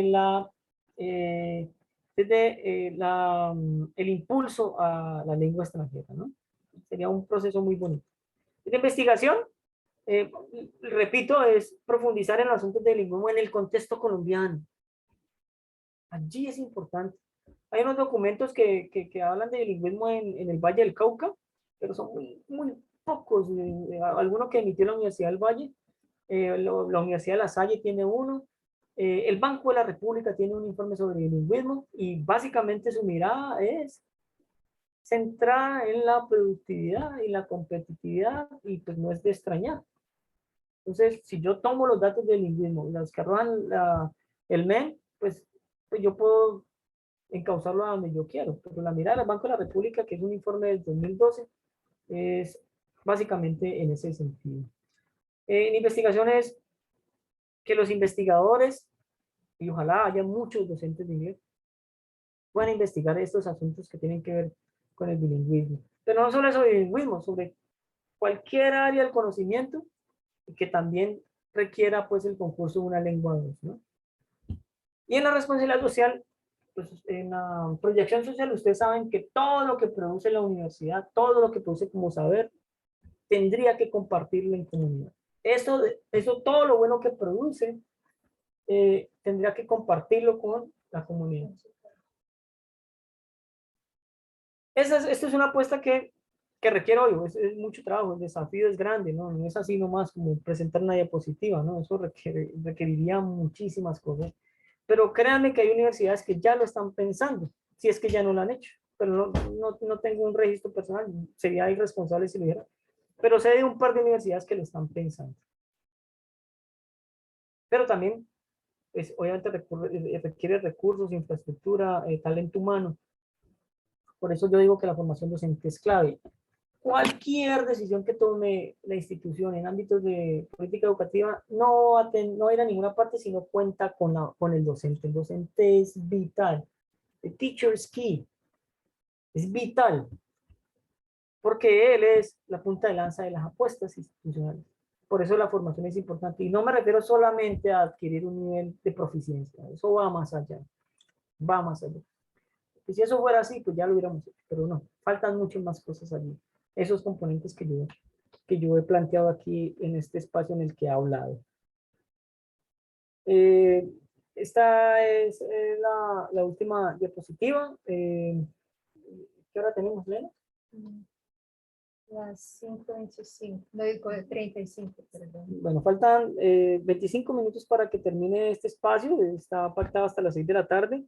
Si ustedes gustan, tenemos estos 25 minutos para poder escucharlos, que den sus opiniones, que pongan, se dejen escuchar, den sus pensamientos, o si quieren hacer preguntas, lo podemos hacer.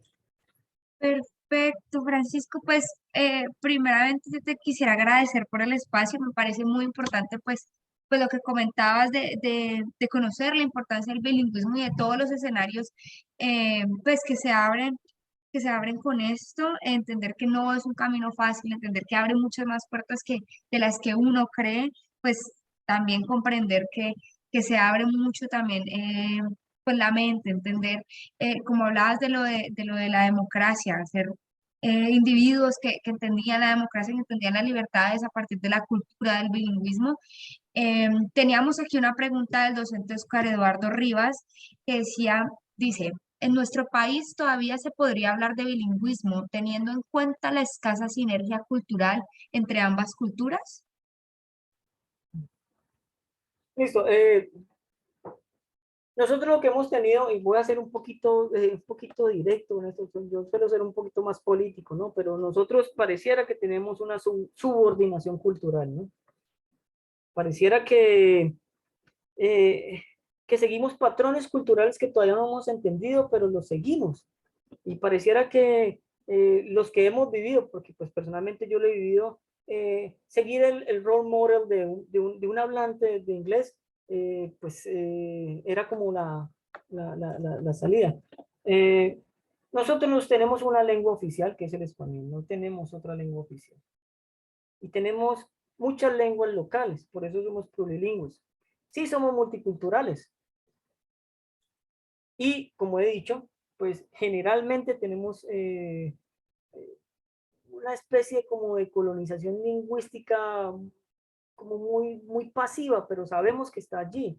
Entonces, cuando yo estoy en mi contexto y un hablante inglés me habla en inglés y yo me subordino a eso, lo que estoy olvidando es mi territorio, mi lugar. Ya que está Elena aquí, que es ciudadana bielorrusa, hay una anécdota muy famosa de Putin, ¿no? De Vladimir Putin, y es que llegaron unos extranjeros a Rusia en una comitiva y estaban hablando en otro idioma.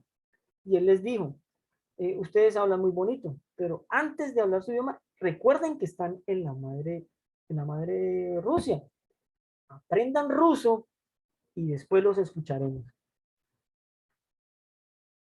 Digamos que Vladimir Putin ahora no es un ejemplo de muchas cosas por lo que está haciendo con Ucrania, pero digamos que es un ejemplo de que nosotros no podemos desconocer la riqueza de nuestro idioma en detrimento de una lengua extranjera.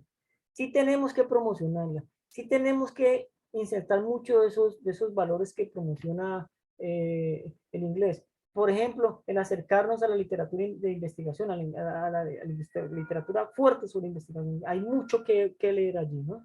Pero sí, pues desafortunadamente uno logra ver eso en este ejercicio del inglés y el español, ¿no? Espero haber contestado la respuesta. La pregunta, perdón. Sí. Perfecto, Francisco. Pues como al menos yo te decía, pues me parece muy valioso comprender poder dimensionar que no es simplemente pues entender y aprender una lengua, sino pues comprender, o sea, completamente toda la cultura, o sea, apropiarse un poco de esa cultura y comprender lo importante, lo que conlleva, todo lo que tiene una lengua y una cultura. Juan Carlos Penagos aquí agradece por el espacio, agradece por la información que se le ha presentado, que es un insumo valioso para reflexionar acerca de algunas problemáticas que pueden presentarse en relación con la enseñanza de lenguas. Francisco, pues igual le digo a los demás asistentes que cualquier duda que tengan la pueden ir dejando en el chat. Em, el docente Oscar Eduardo Rivas nuevamente envió un mensaje diciendo, entonces lo llamaríamos en Colombia bilingüismo o inglés como segunda lengua, como lengua extranjera, perdón.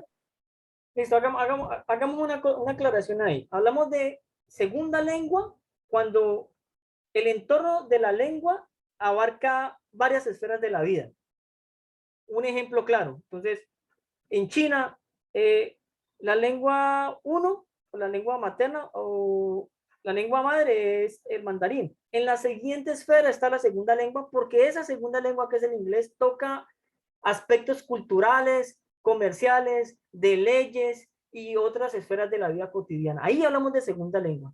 Hablamos de lengua extranjera cuando aprendemos, no adquirimos. La segunda lengua se adquiere, se adquiere. En esos escenarios de los que ya hablé, la lengua extranjera toma lugar en lugares, en formación académica, en entornos académicos. Entonces yo aprendo lengua extranjera en la universidad, Entonces, por ejemplo, una universidad que tiene licenciaturas en lenguas extranjeras, no podríamos decir que esa universidad es bilingüe. Lo que podemos decir es que es una universidad que tiene una política de enseñanza bilingüe en ese escenario y que tiene una política también de lengua extranjera. Pero solamente ese escenario de la facultad sería enseñanza bilingüe. En Colombia, en lo público y en lo privado, tenemos lengua extranjera en muchas instituciones y también universidades, lengua extranjera. Pero hay colegios bilingües en todo el territorio nacional que se llaman bilingües precisamente porque tienen todo un entorno bilingüe. Y el entorno bilingüe no es poner avisos en el baño, ni en inglés, ni en la entrada del colegio, ¿no? Bilingüe implica que involucra las directivas del colegio, involucra a los docentes, involucra a los estudiantes, involucra a los padres de familia. Eso es un ambiente bilingüe. No es porque yo ponga avisos o la señalética total en inglés, eso no necesariamente es bilingüe.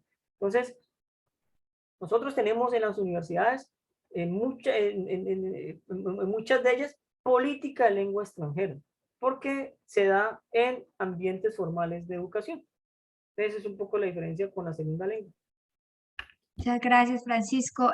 Danilo Oliveros tiene una pregunta, me pidió la palabra, así que Danilo, bien puede. Hola, buenas tardes. Gracias por la conferencia.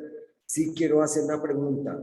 ¿Por qué en Colombia, siendo un país de desarrollo, nosotros al terminar el high school o el bachillerato no terminamos hablando inglés? Yo creo que eso contribuiría para que este país fuera más desarrollado y tuviera más oportunidades en todo sentido. ¿Por qué el gobierno limita a las entidades públicas a no aprender inglés? Y si tú quieres aprender inglés, tienes que meter a un hijo a un colegio que cuesta casi lo mismo que una universidad. Y no todo el mundo tiene la oportunidad de pagar un colegio bilingüe. Entonces, no sé, como propuesta creo que el gobierno debería tener una política de que todo el mundo que sabe bachillerato debe hablar inglés. Y también te pregunto, por favor, ¿cuáles son las estrategias y actividades que nosotros como entidades de educación superior debemos promocionar para que los estudiantes se enamoren de participar en actividades de bilingüismo y qué deberíamos hacer nosotros para potencializar eso y tener una nueva imagen corporativa a nivel de institución de educación superior? Muchísimas gracias. Bueno, gracias por la pregunta. Vamos a hacer esto por partes, ¿no? Bueno, lo primero es que el gobierno ya tiene una política de bilingüismo en sus programas nacionales de bilingüismo. El asunto pasa por el malentendimiento conceptual. Y es que yo tengo una crítica ahí frente a esto, y es que la mayoría de la gente de los profesionales que agencian políticas educativas en el país no son precisamente expertos en educación o personas vinculadas a la educación. A nosotros nos pasó que estuvimos en Bogotá y encontramos que la mayoría de los profesionales del IFEX, por ejemplo, son economistas. Y esa mirada economicista de la educación es lo que hace que se busquen resultados y no se dé continuidad a los procesos. Hablar de bilingüismo es mucho más que creer que yo hablo inglés. De eso no se trata. Se trata, como ya lo he dicho muchas veces, de un cruce de culturas.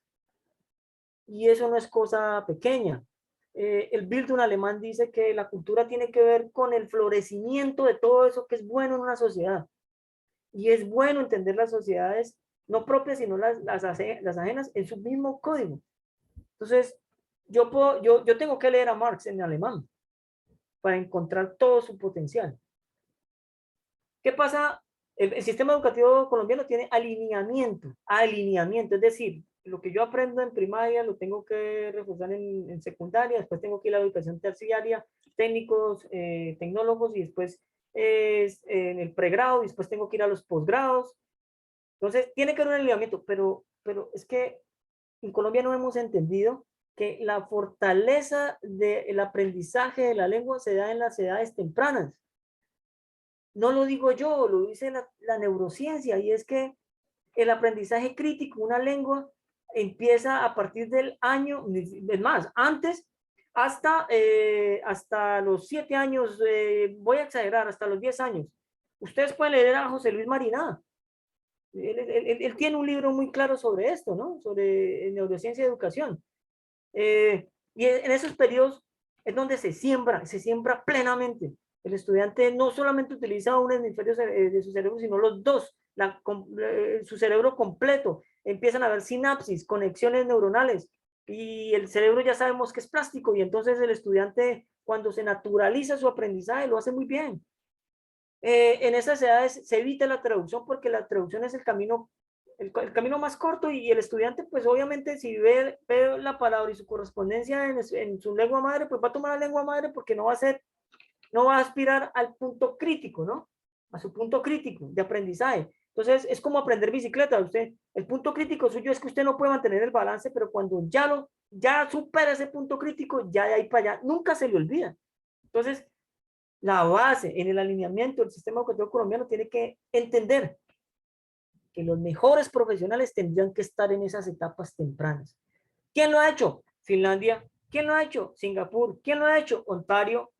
Corea del Sur. Eso está en los documentos institucionales de la OCDE, por ejemplo. Entonces, salimos del bachillerato con un proceso truncado desde temprana edad. Entonces, y no olvidemos que en Colombia la enseñanza del inglés empezó desde sexto grado. ¿Cuál fue el rasero pedagógico? No lo entiendo yo, ni lo entiende Díaz Barriga, porque él también habla lo mismo en México. En México ocurrió lo mismo, no entendemos. Entonces, ¿se asumió que 2 años eran suficientes? No. Para aprender una lengua se necesita una inmersión. ¿Quién lo hizo? Canadá. Canadá habla inglés porque había una comunidad de madres que hablaban francés, y decidieron, pues, pensar en sus hijos y incrementar la inmersión de estos estudiantes en el inglés, y de allí esa estrategia se popularizó, y pues bueno, ya tienen 2 lenguas. Nosotros también tenemos que entender que el docente, y yo tengo que ser muy claro en esto, porque yo me los encuentro permanentemente, las licenciaturas en lenguas extranjeras no están haciendo un trabajo. Están saliendo profesionales con muy poco, la verdad. O sea, pareciera que solo se trata de enseñar inglés y se acabó. Yo le estoy enseñando a usted una lengua y se acabó. ¿Cómo lo va a enseñar? No, yo a usted le voy a decir cómo aprendí yo y se acabó. Miremos contenidos y se acabó. Y cuando uno va y les pregunta cuál es tu enfoque, ¿qué enfoque utilizas? No, el comunicativo. Pues no dice nada. Eso no dice nada. Hay una especificidad en los enfoques que hay que entenderlos para poder utilizarlos bien. En primaria se utiliza ABP, aprendizaje basado en proyectos, aprendizaje basado en tareas. Ah, muy bueno, sí, claro que sí. Pero el ABP no necesariamente funciona en la universidad, porque el momento cognitivo es distinto.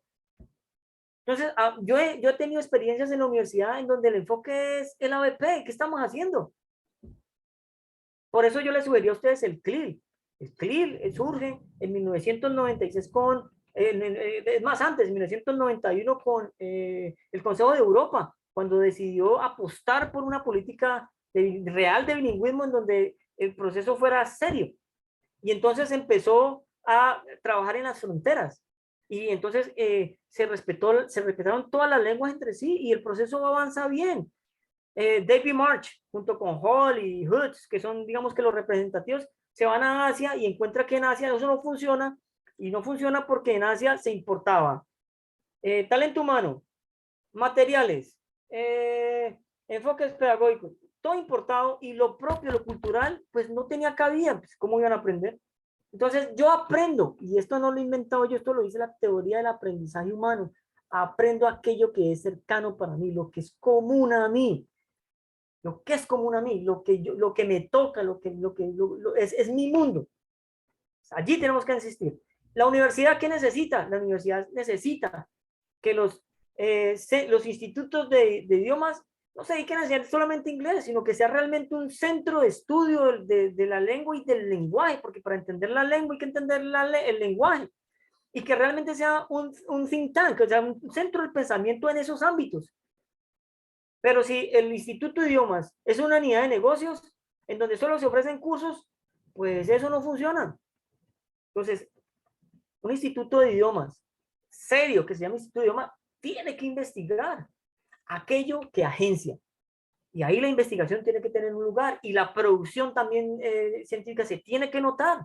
Se tiene que notar. Mira, en este año el Centro de Idiomas publicó tal número de papers. No por el número, por ser un número, sino porque realmente esos productos son la sistematización de lo que el docente ve en sus clases, en sus experiencias, porque la intuición del docente es muy importante. Lo que ha pasado con el inglés en todo el elemento del sistema educativo colombiano es que el profesor se queda solo en la intuición. Y en la intuición no nos podemos quedar. Eso hay que sistematizarlo, porque en la sistematización está el rigor, y el rigor arroja resultados. Nosotros todavía no lo entendemos porque nuestra cultura no nos da para eso. Nosotros vimos pasar, ahorita usted que habla de progreso, en Colombia pasamos de la palabra progreso que venía desde la época de los griegos, pasamos por la modernización, que fue el periodo de mediados del siglo XX que pasó en México, en nuestro país, y después hablamos de crecimiento, y después llegó a Marta Hacienda y dijo, no, es que el crecimiento no tiene que ver solamente con eso, sino con el desarrollo de las personas, y entonces hablamos de desarrollo humano, y ahorita, después de desarrollo humano, estamos hablando de desarrollo sustentable, porque estamos mandando, me disculpan la expresión, el planeta al carajo. Y necesitamos entender. Entonces, si yo a usted le hablo del antropoceno, que es un concepto que nace en la geología, porque por el cambio climático, si yo me acerco a la literatura en inglés y me acerco al journal que emitió el concepto, pues yo lo tengo de primera mano. Pero eso lo tiene que hacer la universidad. La universidad es el centro del pensamiento por excelencia, donde se universaliza el conocimiento. ¿Por qué el inglés o el idioma que sea tiene que estar ajeno a eso? Y es que nuestro currículo está fragmentado, no dialoga entre sí. Tenemos una mirada profesionista del currículo, napoleónica. Es decir, yo aprendo una profesión para aportar al proyecto nacional, pero no dialogo con las demás profesiones, no dialogo. Entonces usted verá que en las universidades la medicina tiene un buen nivel de inglés, ciertas ingenierías tienen un buen nivel de inglés, pero no todas. La contaduría no tanto.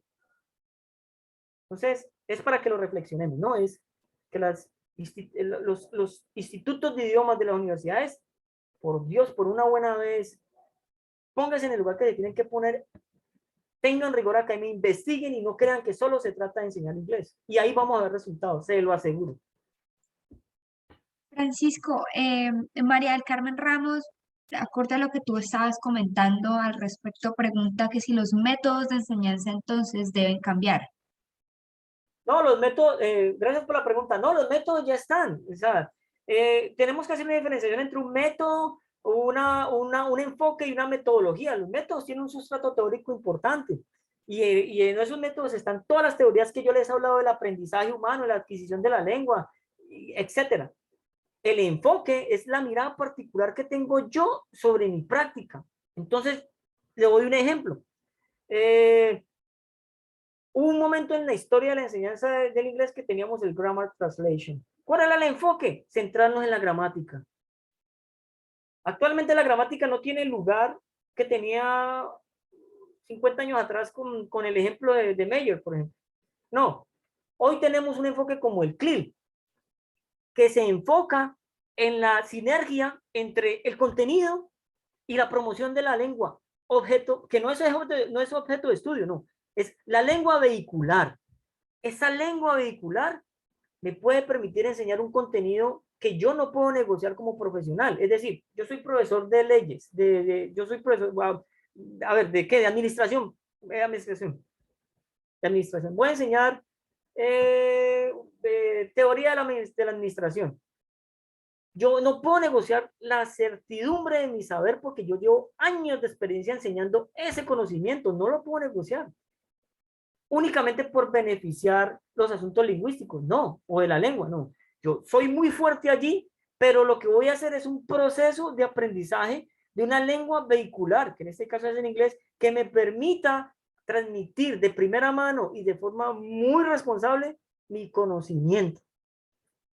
Por eso ese enfoque es tan pertinente. Que de aquí a 10 años, 20 años aparecerán otros. Mire, hay universidades en donde yo he visto docentes que están utilizando enfoques de hace, no exagero, 80 años. El CLIL surgió en el 95 oficialmente en la Universidad de Finlandia. ¿Cuánto tiempo tiene? 2015 años. Es relativamente joven. Hay mucho que hacer con el CLIL. El CLIL tiene algo importante y es que le permite al docente diseñar su propio material. No tiene que jugar a ese juego macabro a veces que es la venta de un pin para una plataforma, porque entre otras cosas las plataformas sirven para hacer ejercicios porque el aprendizaje que se supone que está allí, que es el autónomo, pues es un ejercicio de llanero solitario y resulta que la lengua necesita de la comunicación, de la interconexión, de lo inter entre sujetos. Eso es necesario. Yo los invito a que le pregunten a un docente universitario, ¿cuál es tu enfoque? ¿Cuál es tu enfoque de enseñanza? A ver qué le dicen. Muy probablemente le van a decir enfoque comunicativo, pero como política institucional no está. Entonces, si hay una universidad que dice el enfoque propio de enseñanza de la lengua extranjera en esta universidad es este y tiene este soporte conceptual, muy bien, muy chévere, muy chévere. Y los profesores tenemos los mismos conceptos, tenemos las mismas lógicas, pero respetamos la subjetividad del ejercicio docente, ¿no? Porque también es así, ¿no? O sea, eso es también, la enseñanza tiene que tener mucho de subjetivo, eso no se puede desconocer, porque pues tampoco somos robots o máquinas, ¿no? Hay mucho de lo subjetivo, pero el docente tiene que ser serio en eso, serio en eso. El número de fracasos en áreas como el inglés, en carreras como el derecho, por ejemplo, en algunas universidades no tiene nombre. Yo conozco estudiantes que han pasado 4, 3, 5 años sin poder graduarse porque no superan el inglés. Y yo, como maestro o docente, yo le puedo decir que si un estudiante mío fracasa, yo fracaso. Y eso no es un poema, eso es cierto. Yo fracaso porque los aprendizajes son individuales. Otra cosa que tiene los enfoques como el CLIL, por ejemplo, es que valoran el pensamiento crítico, que es vital para nuestros tiempos. Pensamiento crítico. Entonces, y la reflexión en general. Entonces, es un poco lo que tengo que decir frente a eso. Gracias, Francisco. María del Carmen te agradece pues por la respuesta a su pregunta y tenemos otra pregunta del profesor Oscar Eduardo Rivas. Dice, entonces, ¿se hace necesario que en las universidades exista una política de bilingüismo para que se avance en la enseñanza del inglés como lengua extranjera? Bueno, sí hace falta una política de bilingüismo en la medida en que entendamos que por ahora hay una política de lengua extranjera. Es decir, ¿qué es importante para que un estudiante tenga éxito en el aprendizaje de una lengua? Las horas de inmersión. Entonces, mientras un estudiante, yo lo dije previamente, mientras un estudiante en un colegio monolingüe ve 1000 horas, en un colegio bilingüe ve cerca de 3000. Y hay universidades que el inglés no está dentro de la malla curricular. Ese estudiante tiene que ir a un instituto, certificarse y ir a la facultad o a la decanatura a mostrar que tiene las horas requeridas en inglés. Eso se presta para un montón de cosas. Por ejemplo, yo puedo decirle a alguien, venderme un certificado, voy allá y certifico. Y ese estudiante va a saber pro y le resta el porcentaje general porque él no hace la tarea. Los demás estudiantes pueden sacar genial en inglés, pero él no ha hecho la tarea, entonces su porcentaje afecta al promedio general. Entonces, para hablar de bilingüismo en las universidades, primero falta un debate profundo y entender qué es eso de bilingüismo, porque también les puse el ejemplo del sistema universitario Ana G. Méndez en Puerto Rico, yo opto por tener 50% de las materias en inglés y 50% en español. Ya estamos hablando de bilingüismo. El bilingüismo en Estados Unidos tiene muchos detractores, porque es una lengua colonizante. Entonces ellos son demasiado prácticos, entonces tampoco le han parado muchas bolas. Yo ya les hablé a ustedes del referéndum de Massachusetts.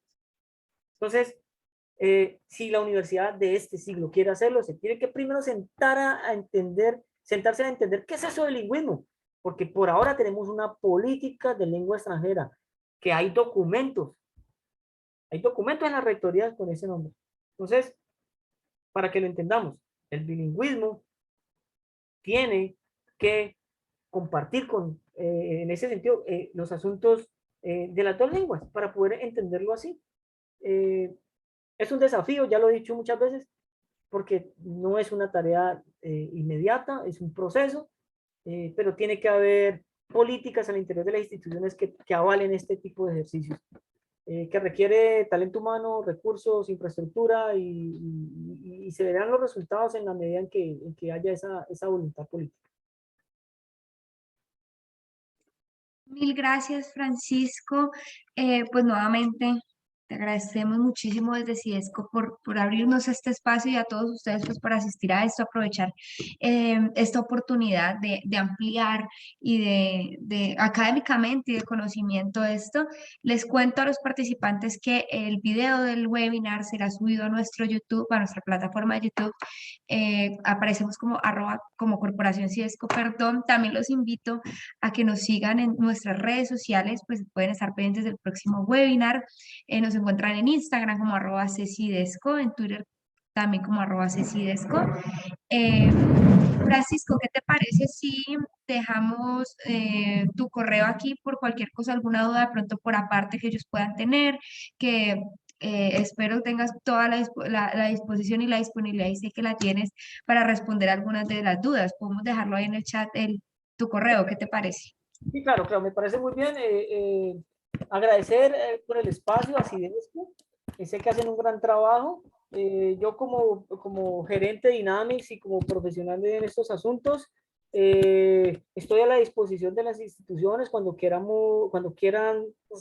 sentarse a hablar conmigo, pues lo podemos hacer. Entonces, mi correo es dxgerencia@gmail.com. Ahí me pueden contactar y podemos hacer muchas cosas frente a este tema que, como lo dije al principio del webinar, es un océano y hay mucho por hacer, muchísimo por hacer. Entonces, de nuevo, gracias, y pues hasta la... Con mucho gusto, Francisco. Muchas gracias por asistir nuevamente. Espero nos veamos en el próximo webinar del próximo mes. ¿Lista? Entonces, los correos de Francisco quedan registrados en el chat. Recuerden que el webinar será subido a nuestra plataforma de YouTube Corporación CIDESCO, y pues los invito a que se pasen por ahí y puedan difundir el video también a otras personas que estén interesadas en lo que se habló el día de hoy. Pues muchas gracias, nos vemos en el próximo webinar.